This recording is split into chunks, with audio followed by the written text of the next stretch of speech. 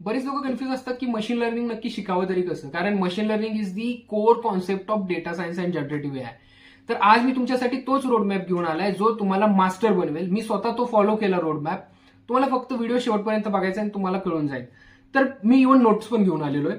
तर तुम्हाला सुरुवातीला प्री रिक्विजिट काय आहे ते मी सांगतो. तर पायथन बेसिक तुम्हाला आलं पाहिजे आणि 2 लायब्ररीज NumPy आणि pandas डेटा मॅनिप्युलेट करण्यासाठी येणं गरजेचं आहे. Machine learning is all about data, त्यामुळे या 2 लायब्ररी येणं गरजेचं आहे. त्याचा तुम्हाला फर्स्ट ऑफ ऑल प्रॅक्टिस करायला लागेल. प्लस तुम्हाला थोडंसं स्टॅटिस्टिक येणं गरजेचं आहे, थोडीशी प्रोबॅबिलिटी कळणं गरजेचं आहे. ती तुम्ही समजून जाचाल इव्हेंच्युअली, जसं अल्गोरिदम वापरत जाचाल तसं समजून जाईल. ओके, ही प्री रिक्विजिट. त्यानंतर Y machine learning. Machine learning नक्की आपण का वापरतो, का आपण नॉर्मल कोडिंग करत नाही आणि मशीन लर्निंगच वापरतो, हे तुम्हाला कळून घेणं गरजेचं आहे. कारण तुम्हाला ते जर नाही कळलं तर तुम्ही पुढचे अल्गोरिदम जरी शिकला तरी तुम्हाला हेच आयडिया नाही येणार की बाबा मी का करतोय हे. तर मशीन लर्निंग का वापरतात त्याचे डेफिनेशन वगैरे हे सगळ्या गोष्टी शिकून घ्या.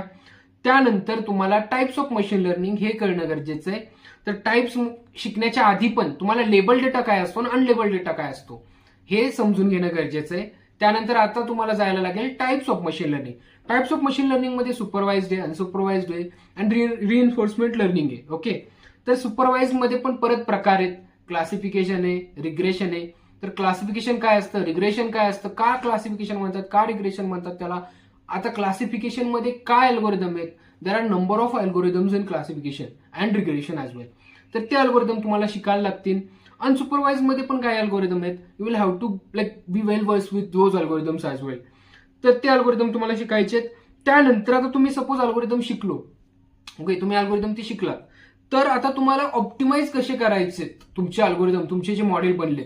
सपोज तुम्हाला एरर खूप येतोय तर तो तुम्ही रिड्यूस करून कमीवर कसं आणणार, त्यासाठी तुम्हाला एक ऑप्टिमायझेशन अल्गोरिदम किंवा ग्रॅडियंट डिसेंट अल्गोरिदम म्हणू शकता तुम्ही त्याला. तर ते शिकणं गरजेचं आहे. It is one of the iterative approach जी तुम्हाला तुमचा जो एरर किंवा लॉस आलाय तो कमी करण्यात मदत करतं.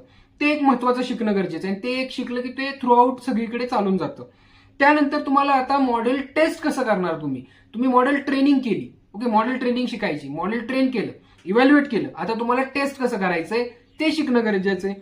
टेस्ट शिकून झालं की आता महत्वाचं मशीन लर्निंग मॉडेलिंग मध्ये चॅलेंजेस काय येतात हे शिकणं गरजेचं आहे. जसं की चॅलेंजेसमध्ये ओव्हरफिटिंग असतं, अंडरफिटिंग असतं, किंवा डेटा जर इम्बॅलन्स असेल तर काय टेक्निक वापरल्या जातात, ह्या गोष्टी शिकायचं आहे. हा बऱ्यापैकी मी ओव्हरव्ह्यू तुम्हाला दिलेला आहे. जर तुम्ही स्टेप बाय स्टेप असंच फॉलो केलं ना, तुम्हाला अजून आतमध्ये थोडे थोडे एक्स्ट्रा टॉपिक्स मिळून जातील.